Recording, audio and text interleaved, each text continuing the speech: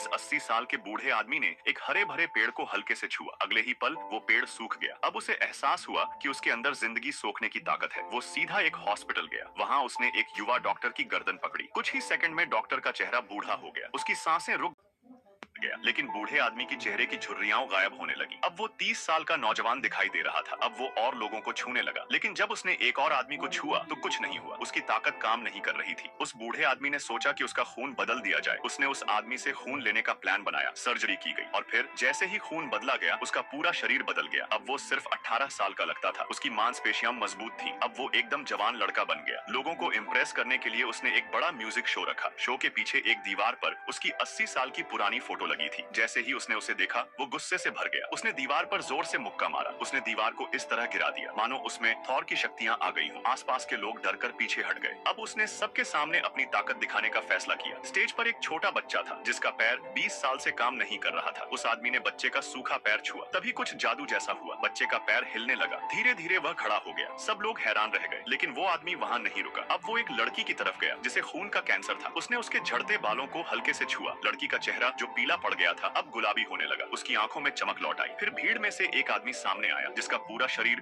बुरी तरह जल चुका था। उसने अपनी शर्ट उतारी और जख्म दिखाए। बूढ़े आदमी ने जलने की जगह छुई। धीरे धीरे जलन कम होने लगी। अब लोग चुप नहीं रहे। सबने उसे भगवान का रूप कहना शुरू कर दिया। लेकिन उसका सफर अभी खत्म नहीं हुआ था। अब उसका अगला सपना था मरे हुए लोगों को वापस जिंदा करना।